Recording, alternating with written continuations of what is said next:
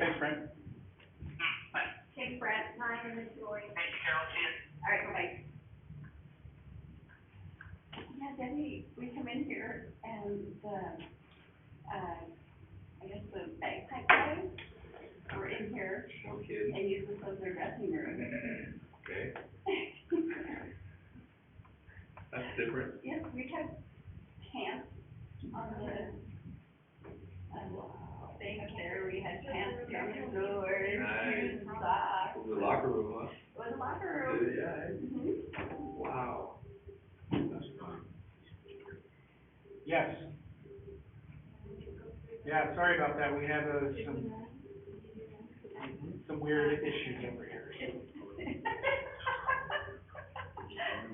We're about to get started here as soon as they get the phone call in. And so they were trying to get to our students, because Yeah. we're down with that. Oh, that's down. We had to wait, to get the room cleaned up so we could get, they were down on, What a night. playing with their glasses. Oh, no. Hey, Debbie? Good eye, Carol.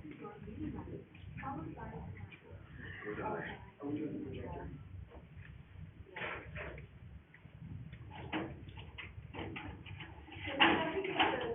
Down here.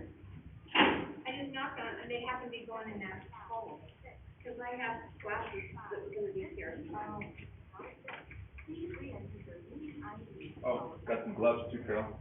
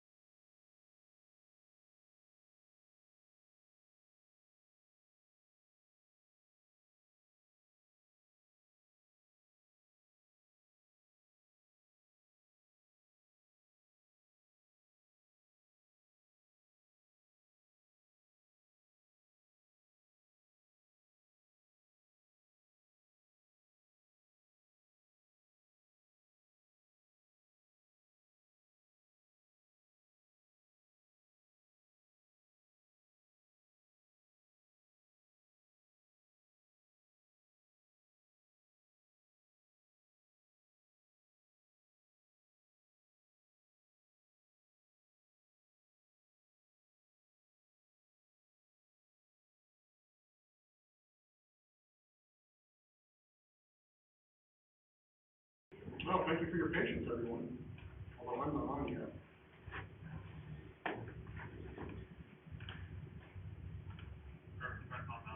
Okay, thank you.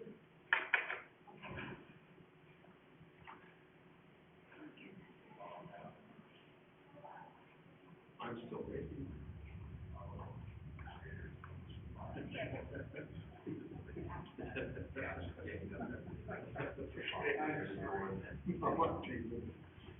Who is that?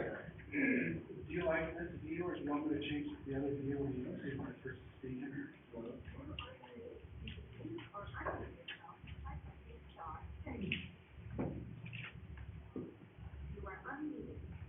Sorry for the delay, everybody. We're, had some technical problems, both getting the host stuff working as well as our live stream is not on yet, so until we get that going, we're sitting back and not getting started. Oh, did it? Did it? Okay. So I think we've got it.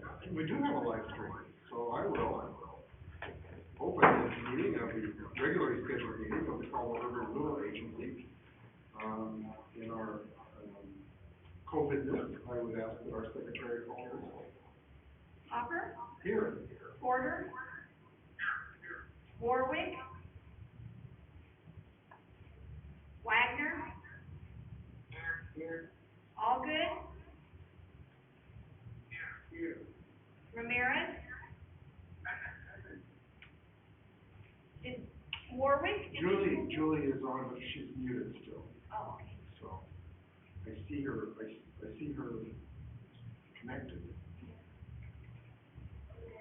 There she is. There we go. So I think Julie just gave us a hear. Okay, everyone's attention. So we've got a full commission for business tonight. as always, I would ask if anyone has a conflict of interest on anything that is on the agenda this evening. Hearing none, there are no special presentations, and there's darn little public here to comment to us. And so we'll move straight to the consent. Oh, yeah, so I'll just have that change when we get to that agenda item. That's probably the way to do it. So I entertain a motion for disposal of the consent calendar. Moved by Mr. Wagner and seconded by Mr. Porter to adopt the consent calendar. I presume is the motion. And so is there any discussion? Would the secretary call the roll, please? Wagner? Yes. Alden?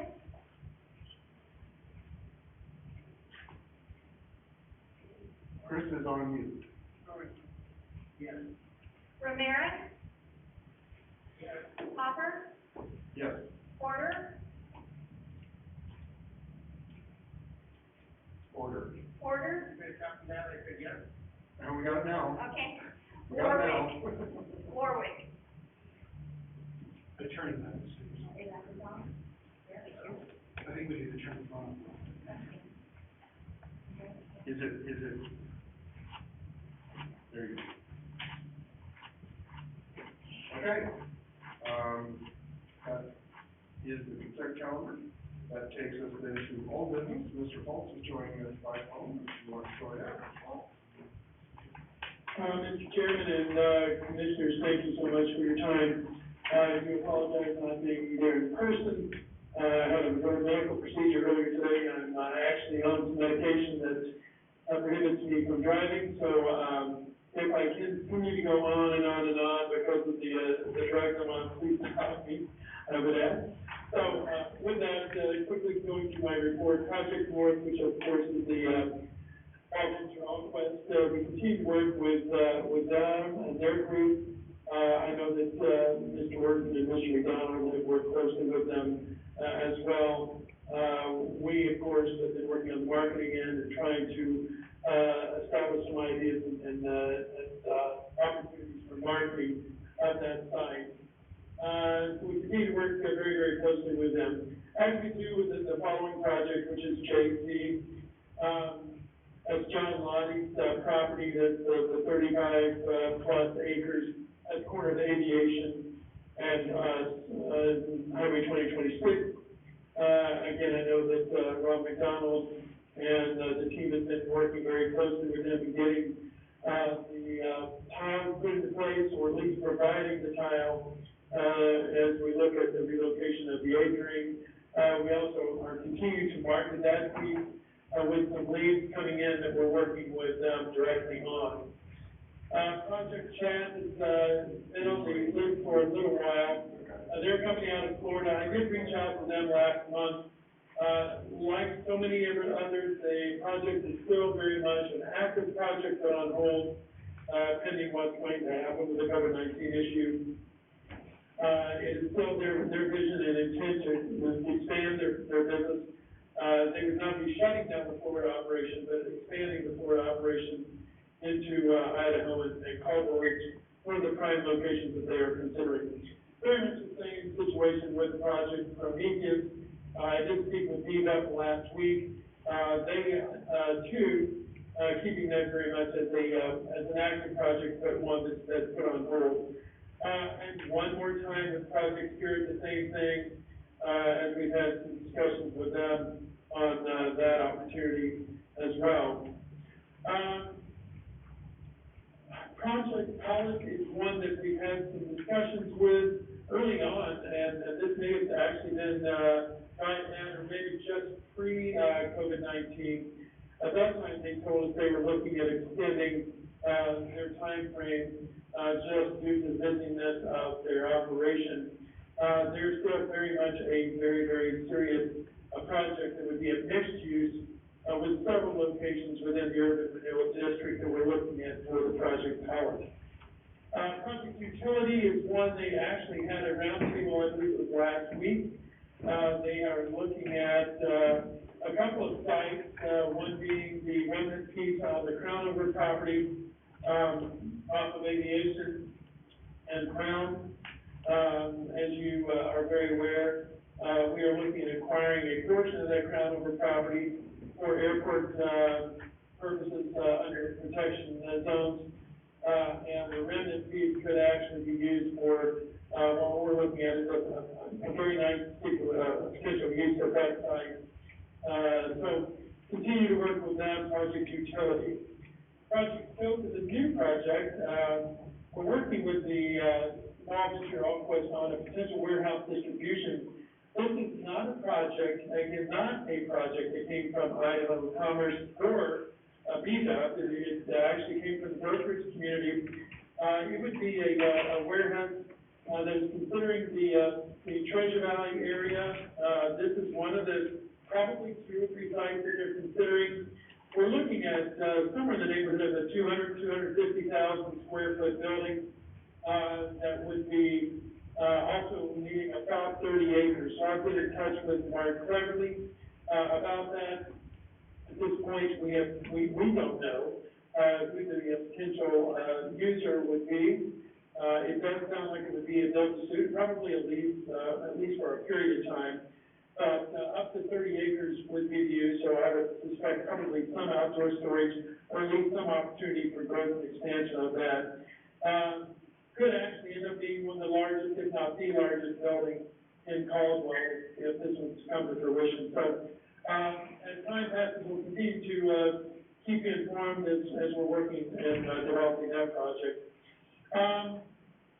Mr. Jenkins on our staff continues to work on keeping the website and our social media updated with through the COVID-19, through the SBA loans and grant programs that are available, also some of the programs that are offered through Commerce that we'll be working with. So, and I believe in his report, he'll probably divulge a little bit more about what we're doing on the marketing, working with businesses and developing a marketing strategy for in essence, kind of the bounce back from that. Another project that came in late is the project Northwest Sandpiper. This is a project that did come from Commerce. We worked with BDUP on.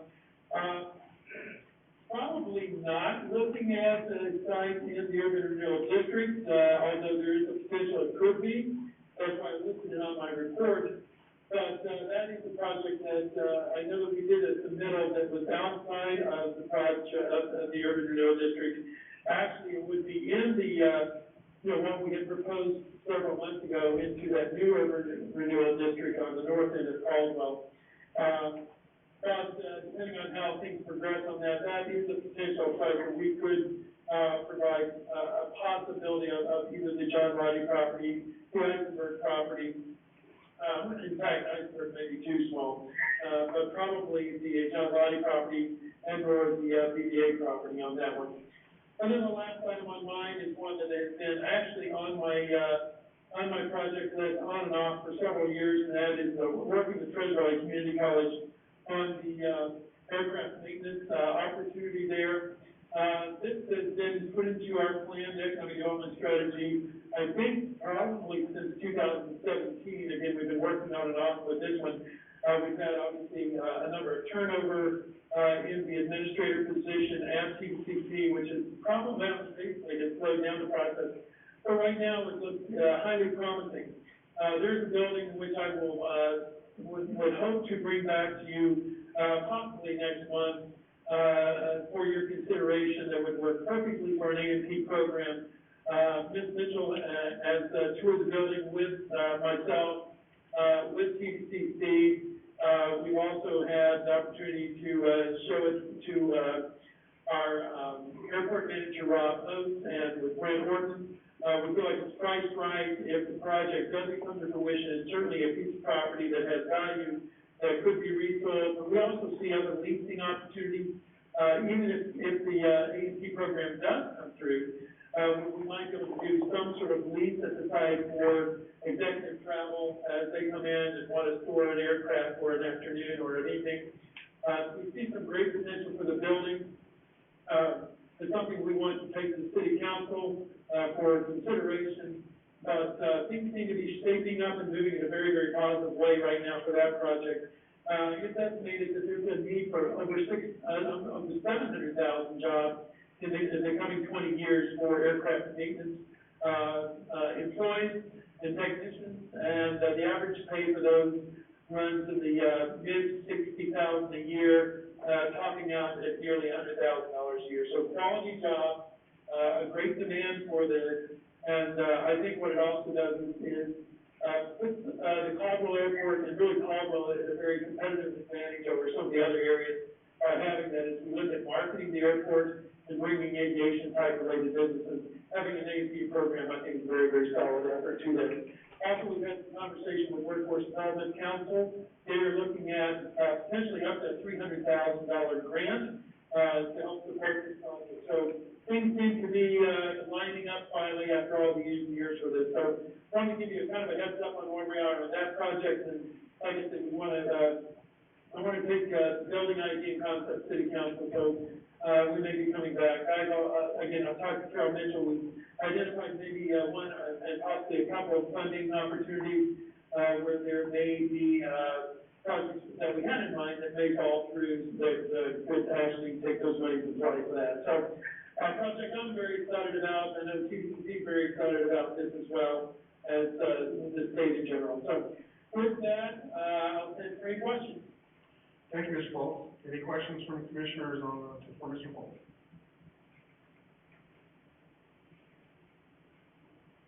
Sounds like we're letting you off easy, Steve.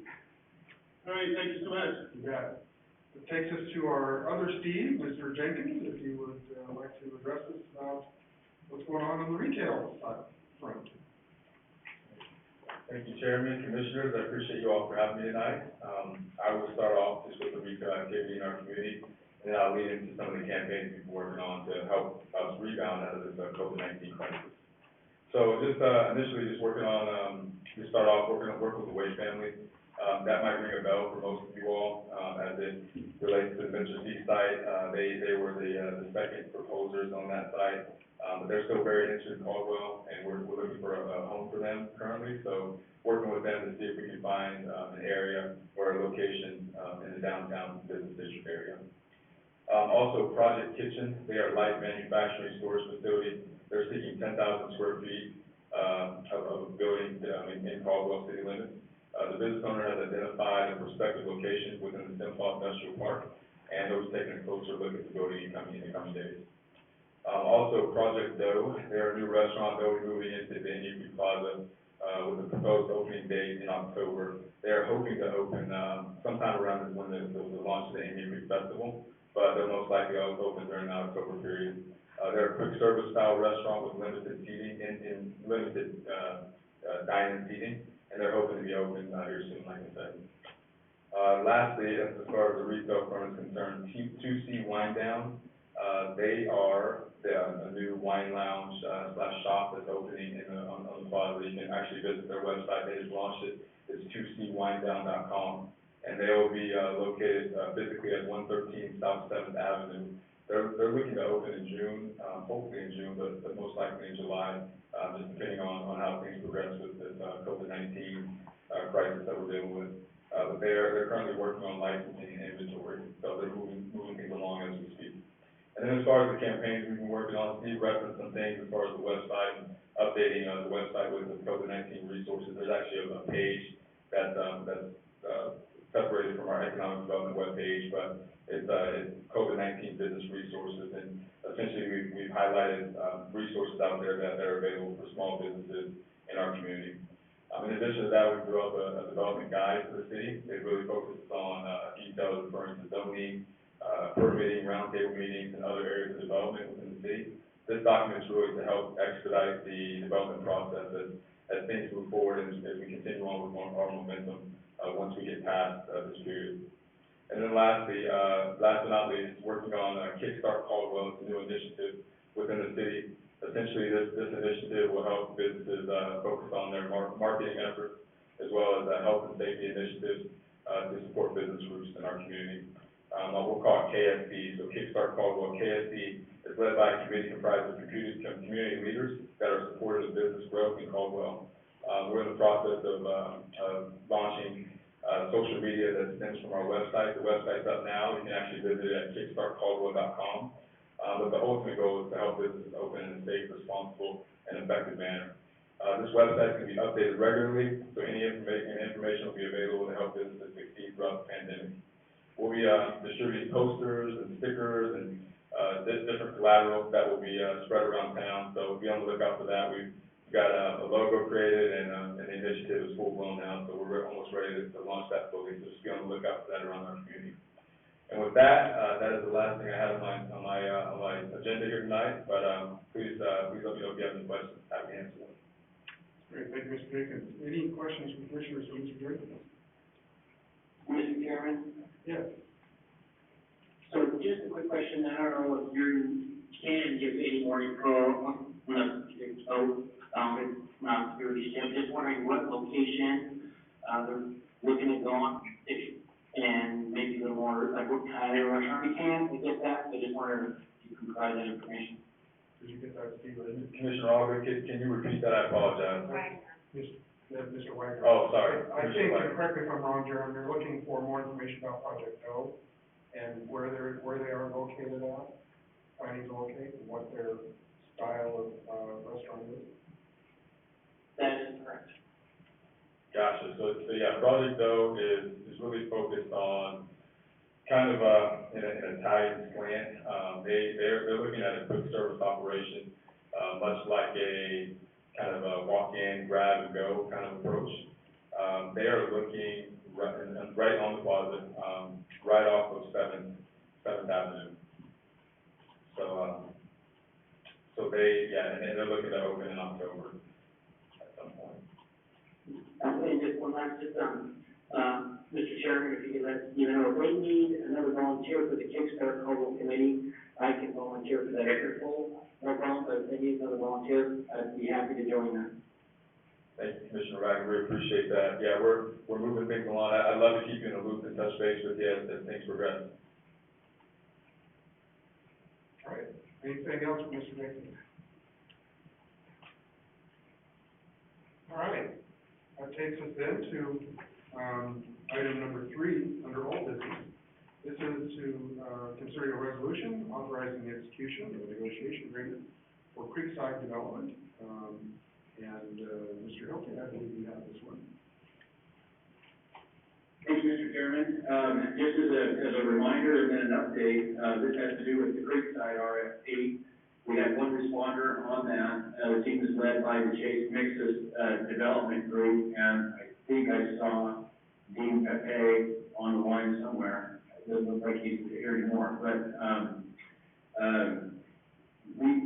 as you know, your economic development staff has been negotiating with the Chase on the Creekside RFP response.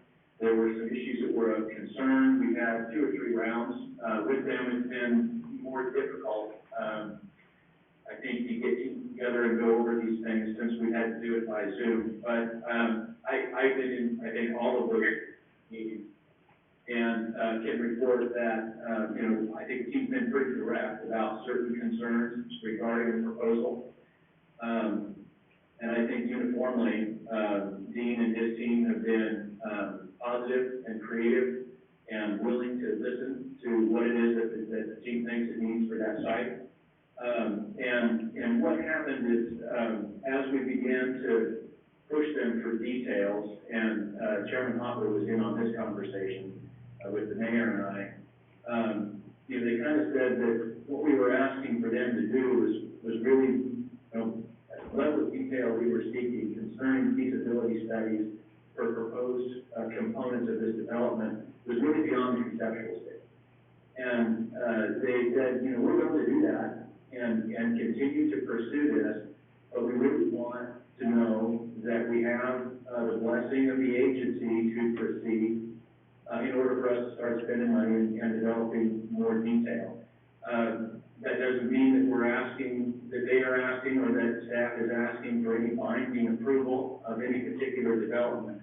But the terms of the exclusive negotiation agreement do provide a period of time and some provisions that indicate that, we will take a very serious look at a more refined proposal that deals with some of the concerns that we have and answers, some of the questions that we have. So what you have before you tonight, is really a document that would bind the agency, primarily at the staff level, to engage in further negotiations for the development and disposition agreements. The negotiation period would be up to 180 days. And then the idea would be that the DDA is complete within that time period. However, there are some benchmarks. Within 60 days, the developer would present a more refined plan beyond just a conceptual response to the RFP, and that's defined as on the bottom of page 2 is the design development plan.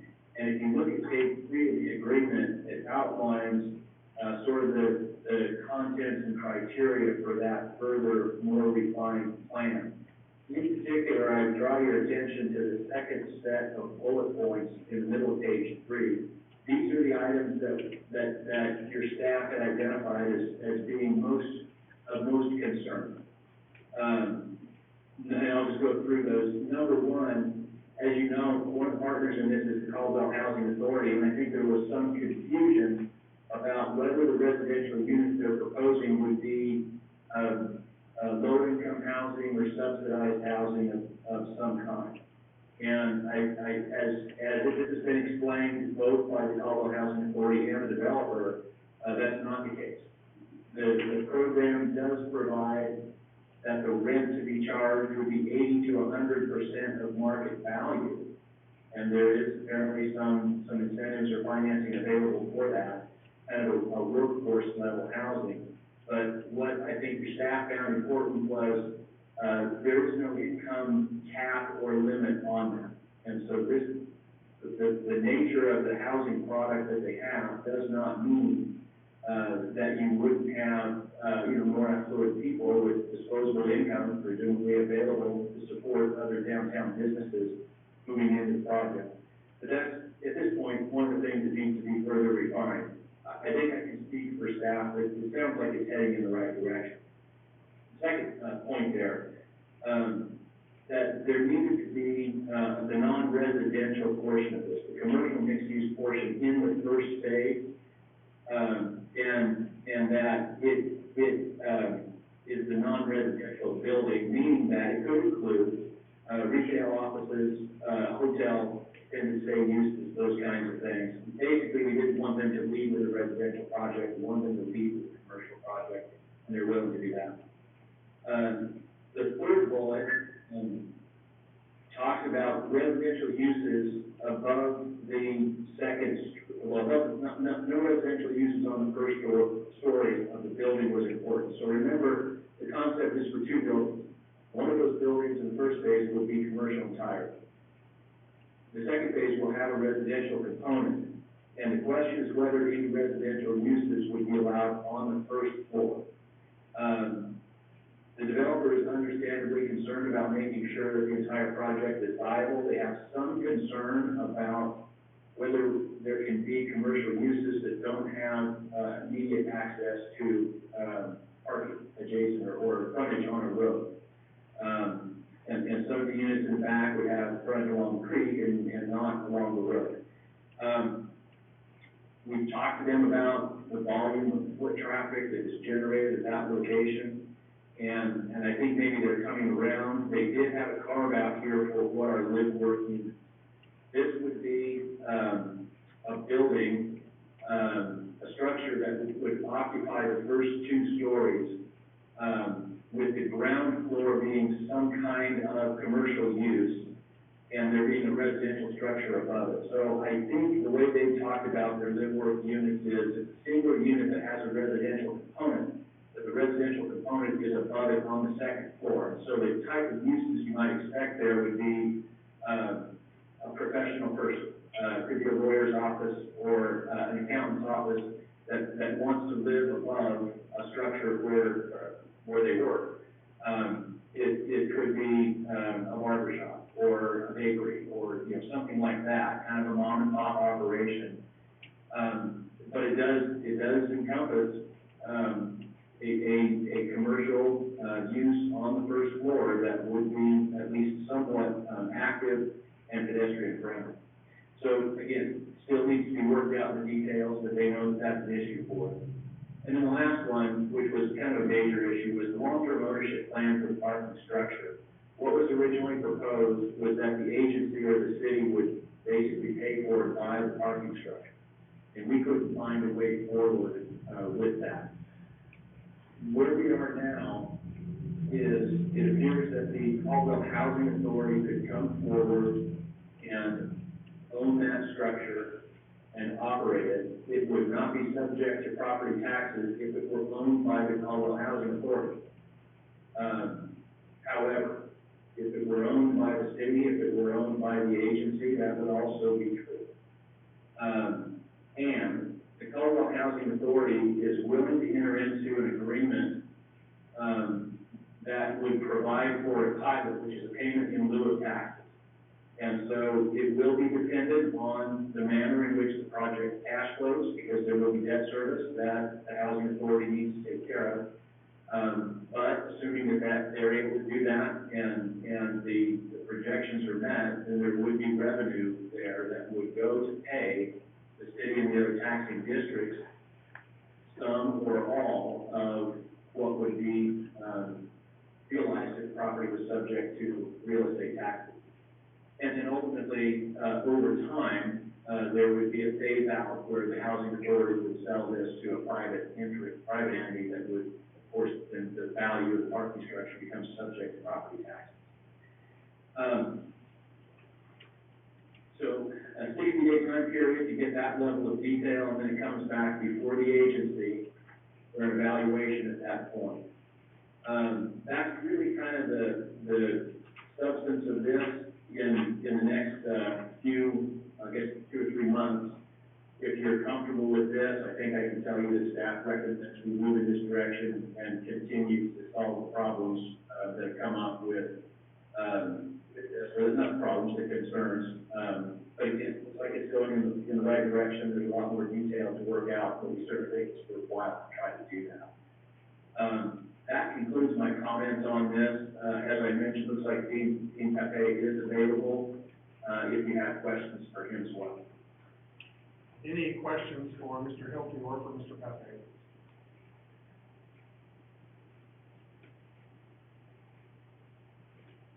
Mr. Penalty, Ms. Chris? Yeah, go ahead, Chris. Hello? Go ahead, Chris. Is there any, I'm here, are there any options that do not include parking structure, or is that pretty much one of the things, they have to have a parking structure? And Dean could probably weigh in on this too. I think they have to have a parking structure because of the residential component. It would also, I think, virtually necessary for a hotel, which they're seriously looking at in a commercial building. But I don't, based on the conversations we've had, and I think based on my own sense of what this project needs for its own support, I think there's gonna have to be a parking structure. I would agree with that, Mark. Go ahead, Greg. I was curious, if there's a hotel, if the parking structure is intended for the residents of the buildings and potentially a hotel, how does that parking structure make money? So the general gist behind that, Chris, is being a public parking structure, both the hotel and the residents will be paying for the use of that. But with other jurisdictions, the cost associated with building a parking garage, a public entity or a quasi-public entity or an entity who can bond, finance, or do a pilot program to assist in paying for that structure, assist. What's interesting, the hotel residential function are a primary evening or nighttime occupant, where a daytime occupant could find the parking garage fairly usable. So as you're downtown grows, as it should and is expected to with everything that's been done in the past umpteen years. You guys have done an amazing job at driving people to downtown, which is great. And I wish there were other communities that would use that as a great example. Or we do have other communities that are. More business, retail, and other functions will have more daytime activity. So I compare a parking garage much to a restaurant, where the amount of time you use the table is what sometimes the success of that restaurant is seen financially. So that parking garage can be used all hours of the day and not just for an evening function or a daytime function. That's where you're ultimately going to see the long-term success. And as Mark mentioned, the project that we've envisioned as a whole needs a parking garage. We have digested other ways to facilitate trying to build less housing or without a function of a hotel. But ultimately, for the betterment of the downtown, a larger structure, including a hotel and a parking garage and residential, not to mention retail activities on the ground floor, we believe our proposal fits very well with the vision for downtown. Thank you, Mr. Pape. Wonderful, thank you, sir. Any other questions for Mr. Pape or Mr. Hilton?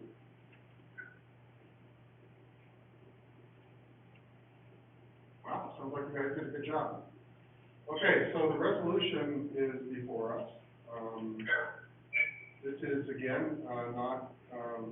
it's a resolution just to really ensure that our negotiation is exclusive with Mr. Pape's group, and to make sure that we continue down the path of success, hopefully, toward the Creekside proposal. So I would entertain a motion on the resolution.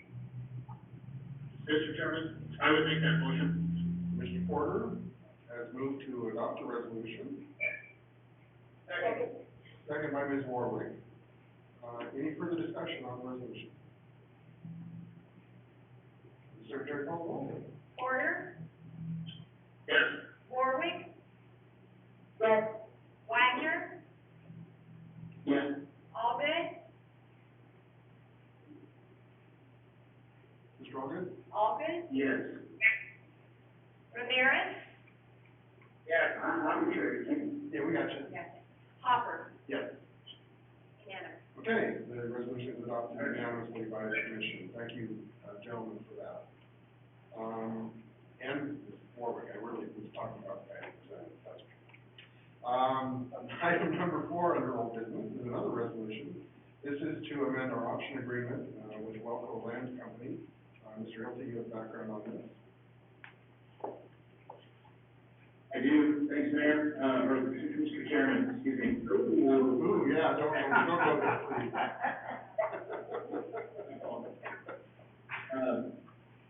We'll chalk it up to Zoom format.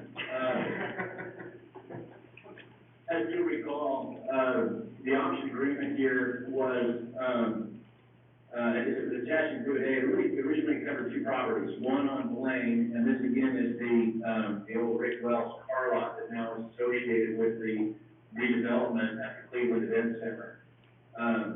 And that one will remain. The Blaine option agreement remains under all the same terms that it was originally entered into. We're eliminating the Albany property because, after we entered into this agreement, staff found out that Albany property is not within the area. And so we're simply going to modify the option agreement to eliminate that parcel.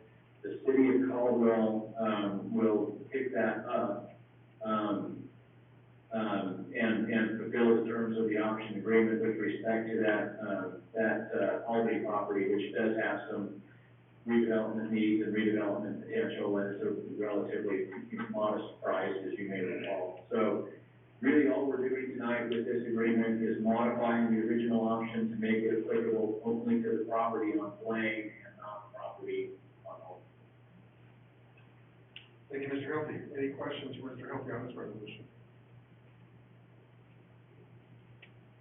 Okay, I would entertain a motion then on the disposal of this resolution.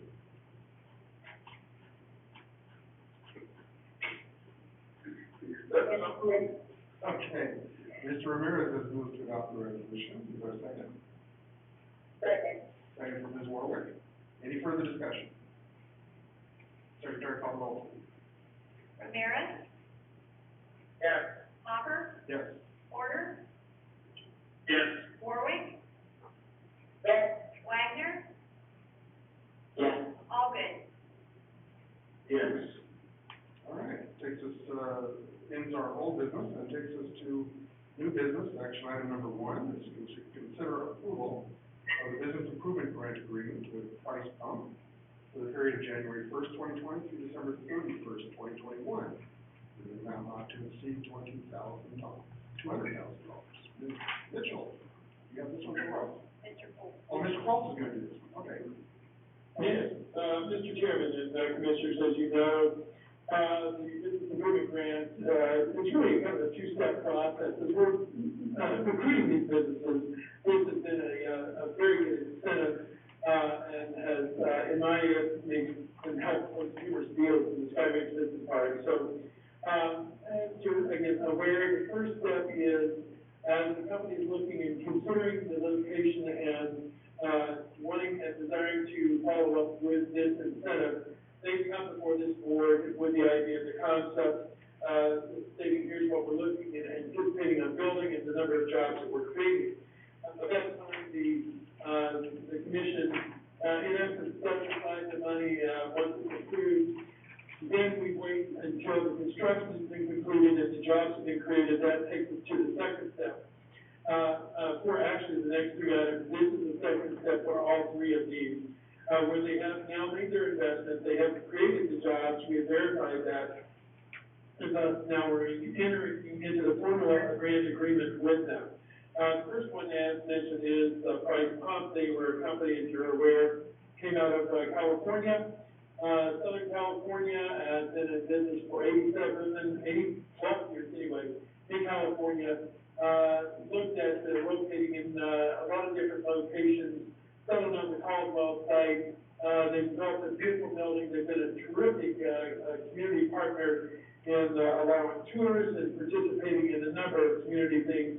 One of those types of businesses that has hit the ground running, not only in creating the jobs and making the investment, but being a good community partner. So they have met the criteria as said in the initial application, far exceeding the necessary investment and exceeding the minimum job creation numbers, again, that $25 an hour per job, to meet that $200,000 grant. So with that, it would be our recommendation to move forward to enter into the grant agreement with Price Pump for the grant not to exceed $200,000. Any questions for Mr. Fultz on this business improvement grant?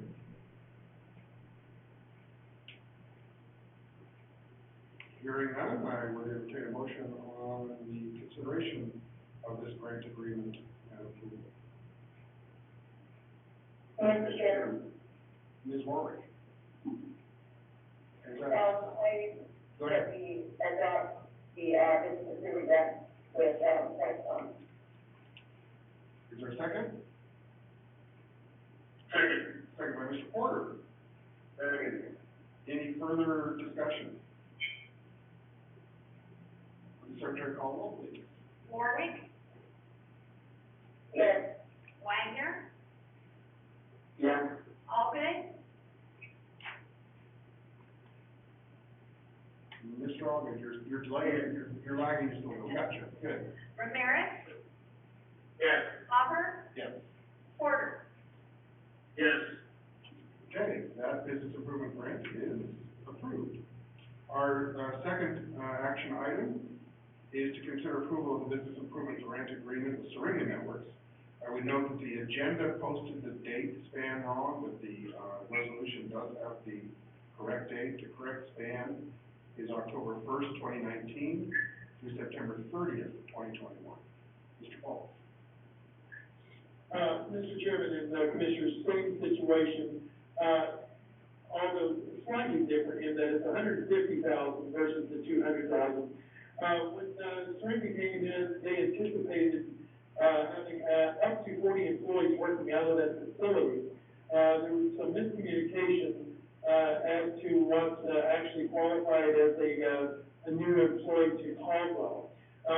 While they would have, again, as many as 40 people working out of that facility, only not a handful, but, not nearly the full 40 actually, called the Caldwell side of home base. So, hats off very much so to Carol Mitchell, and her team in, working diligently with Durango Honda. So, after the dust had settled, they had 15 employees that called Caldwell home that met the criteria established, by the policy for the business improvement grant of that $25 an hour or greater. So, that, initially they had, requested the 200,000. They only met the criteria for 15 employees, that's 150,000. So, again, with that, it would be our recommendation, for the board to move forward, and approve this grant, agreement, as submitted. Any questions, for Mr. Bolt on the Serene Networks application? Hearing and seeing none, I would entertain, go ahead. Yeah, I just, move for approval. Mr. Porter's moved for approval of the grant agreement. Is there a second? Second. Second by Ms. Warwick. Any further discussion? Secretary Caldwell, please. Porter? Yes. Warwick? Yes. Wagner? Yes. Allgood? Yes. Ramirez? Yes. Hopper? Yes. You've got a draw, Mr. Allgood. And it's not your own, I know. Okay, that takes us to action item. That takes us to action item number 3. This is to consider approval of business improvement grant agreement with AMPEC for the period of January 1st, 2020 to December 31st, 2021. Mr. Bolt, I'm sure this is entirely different than the previous one you've given us. Well, Mr. Chairman and Commissioners, I stated earlier that they're all in the same boat, and to a certain degree they are, but they're all also very different. With the case of AMPEC, American Food Equipment Company, this is actually their second grant. When they first came, again, they came to us from Southern California as well. They anticipate building a 70,000 square foot building and 80 plus jobs within a 5+ year period. Within about 2.5 years, they have completed the building. They had actually employed 120, and because of the growth opportunities that they saw, they completed their first VIG. Then they expanded by an additional 50,000 square feet plus, adding another plus 50 jobs to that. Thus, we thought, and we've never done this before, but they've been very aggressive, and they certainly have met the criteria. And so, again, this board gave the initial approval to move on with the second phase.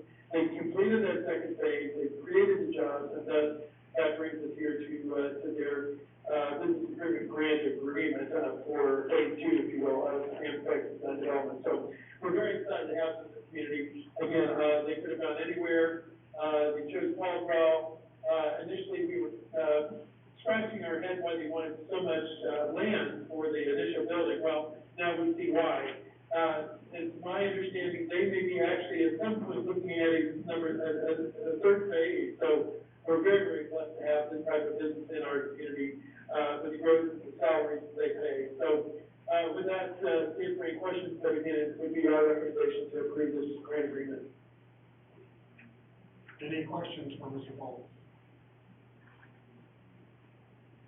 Seeing none, I entertain a motion for the disposition of this business improvement.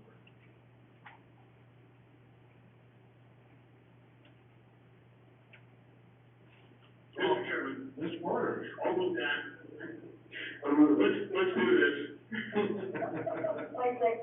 Second by Ms. Warwick. Thank you. Any further discussion?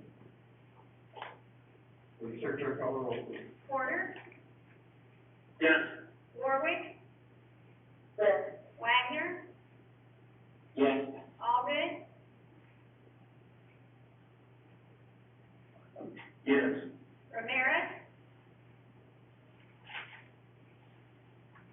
Yes.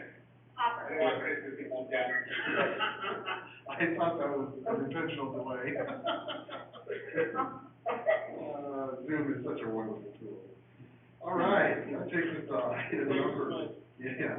item number 4 on the new business agenda is an action item to consider our invoices for the month of May from our treasurer, Mrs. Mitchell. Good evening, Chairman, and Commissioners. Tonight you have, we have a request tonight for you to approve $1,318,802.06 in expenses. Wow, this is a big one. So with that, the following expenses are being presented to you tonight for approval. Your monthly economic development request of $18,000 for May. Our monthly legal fees with Hamilton, Michelson, Hilchi for $5,940. To Caldwell, to the city of Caldwell for project, the ITD overpass. This is the down payment that ITD requested from us for the widening of Ustick Bridge at $631,000. Also to the city, this is for construction costs to date on the 500 lateral relocation at $275,592.35. Also to the city of Caldwell, this is for the Valley View High School need project of $15,145.19. To the city also for the rodeo restrooms of $5,053.70. To the city for the TVCC floor repair of $12,136.75. The utilities and some general costs for the rental properties of $2,383.89. The purchase of the Crown property out by the airport, $189,060.18. $2,000 to Zion Bank for the 2018 bond trustee fee. And then we have several VIG payments. So the first payment to Capital Distributing of $25,000. This you approved last month in your agenda. Price Pump payment number 1, $25,000. Fresca payment number 2 of $25,000. Cold Steel payment number 4 of $25,000. Ampex payment number 1 of $25,000. And Syringa payments 1 and 2 for $37,500. And with that, I'll stand for questions. Any questions from the commission members? Okay, I didn't have a motion. Mr. Chairman? Yes. I do have a question about, the IATD project, you stick over that, the roads fund. I know, I don't know if this has anything to do with, the bridge, on that. I know I'm getting very much less interested in helping ITD with that project, and rather put that money towards Ustick Road itself. So maybe a little bit more detail on it. Is that part of that project, or what is that money for? So what this money was for, and I'll let Mr. McDonald correct me where I'm wrong, but this money was for the design work to be able to do a 5-lane bridge, overpass. So it was a preliminary work to design what that would look like. Mr. McDonald, anything else you want to add? No, that's essentially, there hasn't been any agreement at this point for any of the construction work. It's just the design at this point. Okay. So without that design work, Mr. Wagner, we couldn't have known, we can't know what the design cost, what the build costs are, or even if it's feasible. So that was the intent of that. Okay. Very good. And that should limit our ability to widen Ustick Road beyond, the freeway up towards Milton, is that correct? Correct. In fact, it actually, came out better, we think, on the apron work and stuff that we needed than what we anticipated. So it was, I mean, it turned out positively for feasibility, and now we just got to get ITD to play ball with it. Sounds good. Thanks so much. You bet. Any other questions on any of the invoice items for Ms. Mitchell? I would entertain a motion for either approval or denial of any of the payments for May. Mr. Chairman, I make a motion to approve the payment. Moved by Mr. Wagner to approve the payments for May. Is there a second? Second. Second by Ms. Warwick. Any further discussion? All those in favor, please say aye. Aye. Aye. Anybody opposed? Votes unanimous. All right, thank you. Takes us to action item number 5 on the agenda. This is to consider ratification of the invoice payment from the URA treasurer. These are payments that have already been made, and we need to ratify. Chairman, Commissioners, tonight you have before you the request to ratify the closing that we did on that Cleveland Event Center of $614,519.50. That closing happened back, about the first week of April, I think. Yeah. Something like that.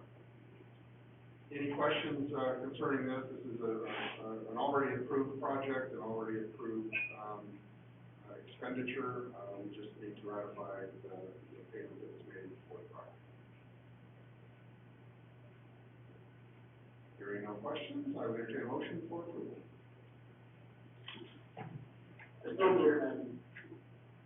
Yes. Moved by Mr. Porter, second by Mr. Wagner, I believe, on approval. Any further discussion? All those in favor say aye. Aye. Aye. Any opposed? I guess it's a lot easier if I do this by roll call anyway. All right. That takes us to the treasurer's report, Ms. Mitchell. Thank you, Chairman. Commissioners, tonight you have before you the bank account. We'll start in the gray box like we always do, work from the bottom up. You have a total of $17,047,085.11. That is held in 3 different accounts. The LGIP account has $116,739.08. The Banner Bank CD has $260,380.49. And the Banner Bank operating account is $16,680,965.54. That $16,680,965 breaks down into the following buckets, as we call them over in finance. We have restricted for other taxing districts. This is for those projects of $9,732,528.97. Our Caldwell tax increment money of $3,205,088.96. Are restricted for TBCC. This is the rental income of $616,017.59. And then our land account is $3,127,330.02. With that, I'll stand for questions. Any questions for Ms. Mitchell? Hearing none, I would entertain a motion to approve the monthly cash reconciliation report. Moved by Ms. Warwick, second by Mr. Wagner. Any further discussion? Secretary, call the roll on this. Warwick? Yes. Wagner? Yes. Allgood? Yes. Ramirez? Yes. Hopper? Yes. Porter? Yes. All right. It's approved unanimously. Thank you. Thank you, Ms. Mitchell. Chairman, if I may, Yeah. I might have some comment Oh, for the commission. okay. I have been in communication with Alan Dornfest. He is in tax policy with the State Tax Commission. And he has reached out again and asked if we would like for him to come and do a presentation for us regarding urban renewal and the dissolution of the revenue allocation area that's coming up on us. And so we are looking at a date for him to come on June 17th. That's a Wednesday evening at 6 o'clock. From 6 till 8 p.m., so I'm just looking to see if this meets your guys' schedule and if you're available to do that. We will be in stage 4 in theory, hopefully by that date of the governor's order, which will allow us to meet, and we would convene in this room. We would still adhere to the social distancing. If some of you would like, we could look at doing a Zoom meeting as well for you to Zoom in. But if you have not listened to Mr. Dornfest before, I think it'd be a great opportunity, especially for the new commissioners that are on board with us, to come in and listen to Mr. Dornfest do a presentation on urban renewal. Any objections to the June 17th as proposed date for this? Looks like everybody's clear. Although I'm waiting a little bit longer for Mr. Aldridge, just in case. Okay. All right, anything else, Ms. Mitchell? That's it, I'm gonna go for June 17th. Okay, we'll have Debbie get notice out for urban renewal and city council. Excellent. Mr. Hilty, you have some updates for us. Just a couple of quick updates, Mr. Chairman. One on the, well, I kind of the same update, I guess. For Side A Brewing, who was the selected, developer for the site there adjacent to the plaza, they have retained Jeff Wardle, Boise attorney I've worked with before on, numerous, real estate and urban renewal projects. He's going to be assisting them through the DDA process. We've spoken, and I think he is in the process of drafting the initial DDA. I've spoken with Mike Muscle about the DDA. He has not retained counsel. He's been through the process at NAMA, so I was pleased to take a look at the DDA that was prepared for his project at the NAMA, the old library building that he's renovated.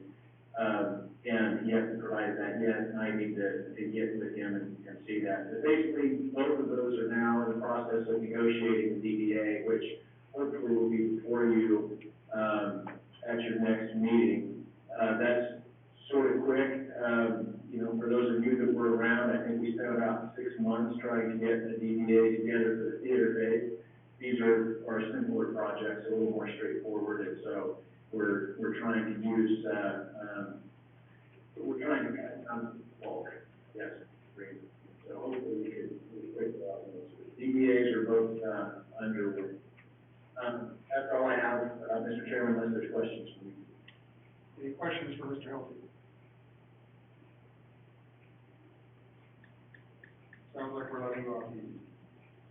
Okay, sounds good. I don't have much to report except that, we've talked a lot about the COVID and its influence, and from a city perspective, it certainly has slowed us down on a lot of things. However, just for the commission to be aware, building permits, although slow, are still continuing, and we're still getting a number of commercial permits, a number of residential permits every week, and so it hasn't stopped.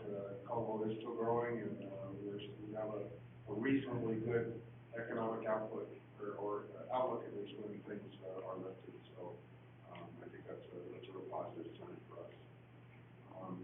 Any commissioner have anything to address us with? How's this Zoom thing working out for you all? Hopefully next month we won't be on. Maybe next month we'll be able to do this for real. We'll see.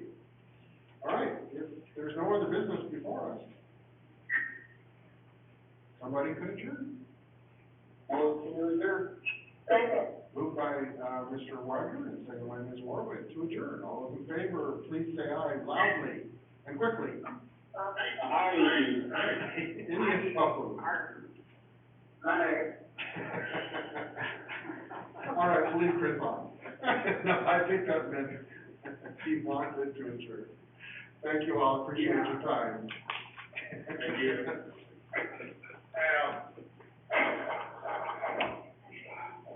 Sometimes it's on the morning. Goodbye.